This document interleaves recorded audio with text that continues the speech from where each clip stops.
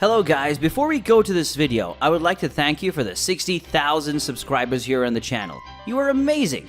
The channel started just over 2 months ago, and we've already reached this unbelievable mark. Thank you so much. With that, I can see that you're very strong, and I prove this once and for all. I would like to ask you for a favor. Here in the description, there will be a link to another channel of ours, where we also talk about Dragon Ball Z, and we are publishing amazing stories there. If you like Dragon Ball Hakai, I'm sure you'll also love the stories we are publishing on the other channel. The channel is almost reaching 1,000 subscribers, and if you help me with that, I promise to do a whole week only with Dragon Ball Hakai videos. So, click on the link in the description. Thank you so much, and let's go to the video. Hakai.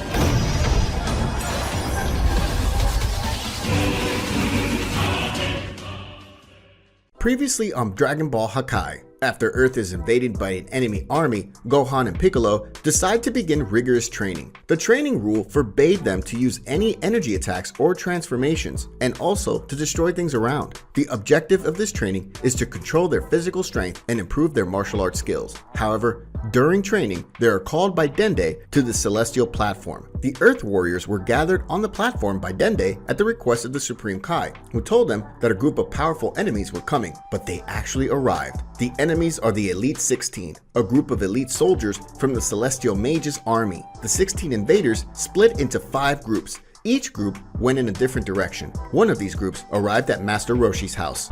Episode 13. Master Roshi shows his true power. Master Roshi faces the 2 mage soldiers. They are 2 young ones, a man and a woman. Seeing Roshi, the 2 enemies are confused. The woman says that they felt an energy superior to the other inhabitants in that place, but it was just an old man. She was underestimating Roshi because of his old age, and thought that their senses had tricked them. Master Roshi asks who they are. The woman says that she is Kifara, the disciple of the great warrior mage, and the man introduces himself as Arcari, the disciple of the great mage of the seals. After hearing the visitors' names, Roshi introduces himself. I am Roshi Master. Could you say what you want by coming to my house? Kifara replies that they are disciples of the 5 great celestial mages, and that they came to the planet to collect the energy of the strongest warriors and destroy the planet. Arcari says that since they're there, they're going to wipe out that place. Surprised by their revelations, Master Roshi says, "You're amazingly sincere, but if you think you're going to get something here, you're in the wrong place." Kifara, annoyed, says that Roshi is too confident for an old man. After that, she raises one of her hands and forms a key sword.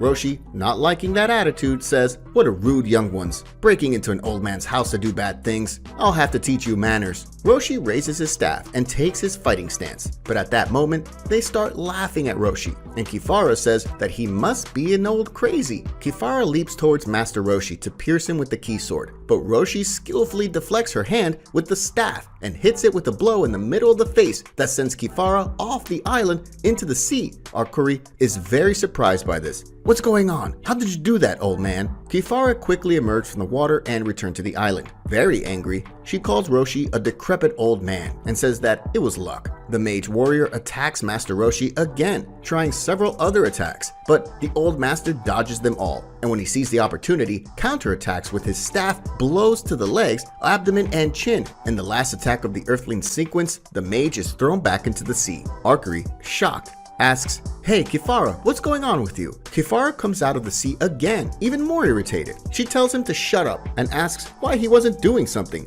It's her way of asking for help.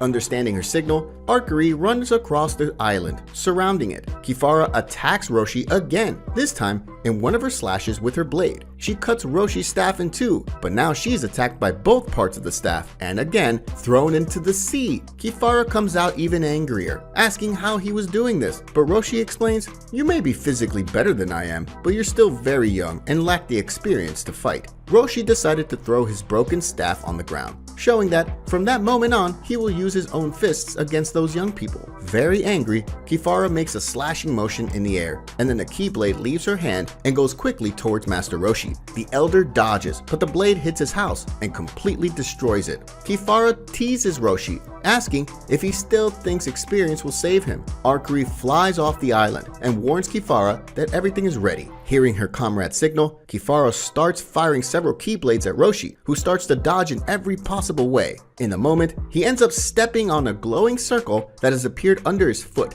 He tries to get out of that circle, but the circle explodes and the Earth Warrior is launched into the air and then to the ground. As he gets up, injured by the last attack, Roshi asks, "What was that?" Arcuri, very proudly, explains, "I scattered several magic runes on the floor. These are seals that work like magic traps that explode when touched." Kifara, laughing, asks how Roshi is going to be able to dodge her blades if he doesn't know where to step. Roshi thinks to himself, "I need to find a way to counterattack them, but I'll only be able to get close if I trick them in some way." Kifara, as she prepares to attack the island, says that she is now going to finish him off. Master Roshi began an intense movement that resulted in his multiplication, but Kifara says he won't get away with such a simple trick. She started to launch several keyblades at the island, opening several fissures in the ground and also undoing the mirages as she hits them. In a few seconds, there was only one Roshi left. Kifara flies with all her speed towards him and hits him with a deadly cut, but Roshi simply disappears. It was a mirage too. Suddenly, the cunning old man emerges from one of the fissures in the floor with a key sphere in his hand. Arcuri, from a distance, sees the Earthling approaching the Mage Warrior and yells for her to be careful. However, it's too late. Roshi hits her in the back, throwing her again into the sea, this time really hurt. Arcuri, flying at full speed against Roshi, says, "Damn old man, now I've got you." Arcuri casts from his hand a magic rune that hits the ground below Roshi, thus forming a magic circle that pinned the old master's feet to the ground. "What is this?" says Master Roshi. The mage replies, "Stepping on this magic trap, you won't move. Now, I'm gonna teach you a lesson for what you did to Kifara." Arcuri steps forward to attack Master Roshi, but suddenly, he starts doing a lot of weird movements with his hands. In addition to the hand movements, the old master starts humming a very slow song. It was a bedtime song. Arcuri asks, "What are you doing? Did it go crazy?" But then he suddenly starts to feel dizzy and becomes more and more sleepy. "What is happening to me?" Arcuri falls to the ground in a deep sleep,